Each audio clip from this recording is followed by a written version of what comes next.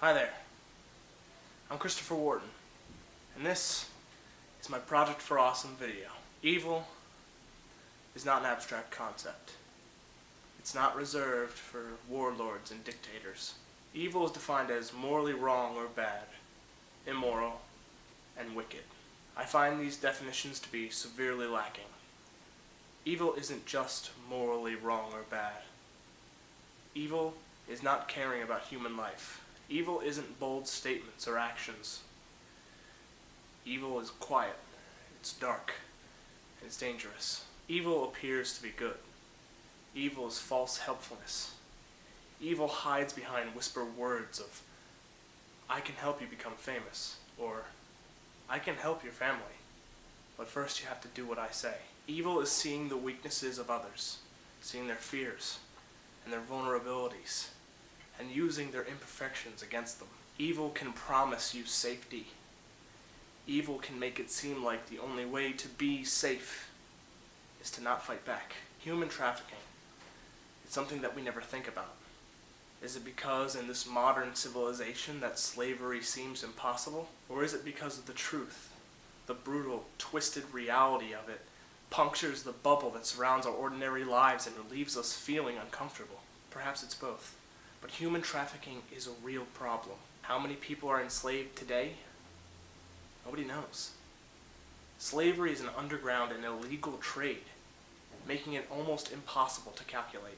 In 2012, the International Labor Organization estimated that 20.9 million people are enslaved. That is roughly the estimate of the entire population of New York, the state. We can never be certain. These are just estimates. Today I am supporting the charity Love 146. Their goal is to abolish all child trafficking and exploitation. There are many ways that Love 146 is attempting to reach their goal, such as survivor care. They provide care for the people who have suffered these horrible, horrible ordeals and help them reintegrate back into society. They provide round homes, a place for safe haven for these survivors. These round homes reflect peace and serenity. They allow children to be children again. And when they leave, Love 146's care doesn't stop. Love 146 helps them along their journey to some semblance of a normal life. Research shows that some survivors will often be re-trafficked or return to the same environments laced with shame issues, ongoing risk factors, family dysfunction, stereotypes, and taboos. Love 146 also wishes to supply prevention education. Knowledge is power. And that's why research will help to prevent this kind of horrible tragedies. Published research will help with prevention as well as aftercare. Now I'm going to read an excerpt from their website. This is the story of how Love 146 got its name.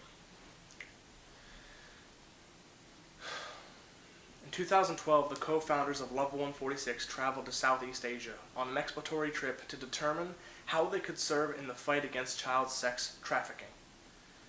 In one experience, a couple of our co-founders were taken undercover with investigators to a brothel where they had witnessed children being sold for sex. This is the story that sparked our abolition movement. We found ourselves standing shoulder to shoulder with predators in a small room, looking at little girls through panes of glass.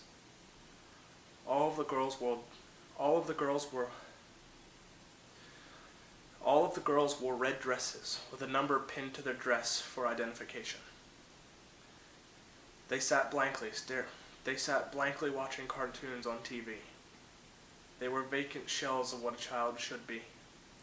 There was no light in their eyes, no life left.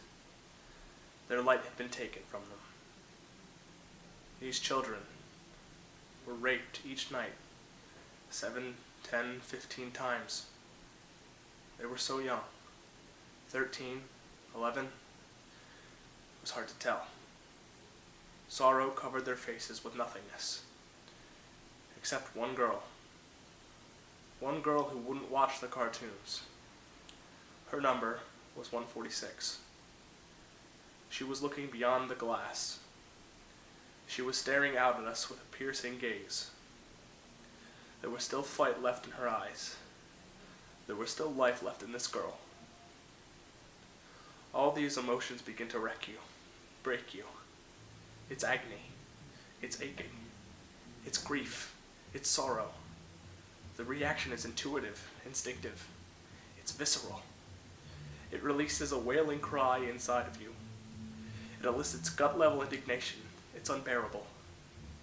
I remember wanting to break through the glass, to take her away from that place, to scoop up as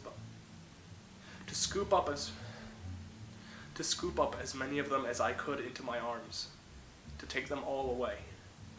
I wanted to break through the glass to tell her to keep fighting, to not give up, to tell her that we were coming for her.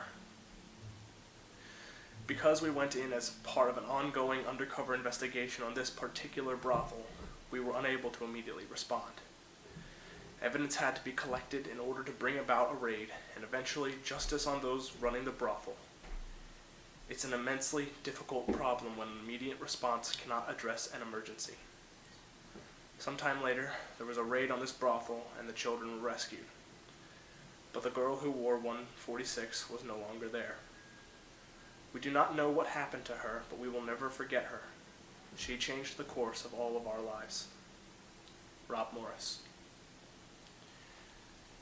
Evil lives in darkness. It hides in shadows behind fake smiles. But love is light. Love is good. Evil cannot hide in the shadows if the light of our love illuminates their dark corners. This community, my fellow nerdfighters, that's what we're all about. That's what's most important to all of us. Love. So please, help me spread love. So vote for this video and spread some love. Thanks for watching. I love each and every one of you. Have a great project for Awesome.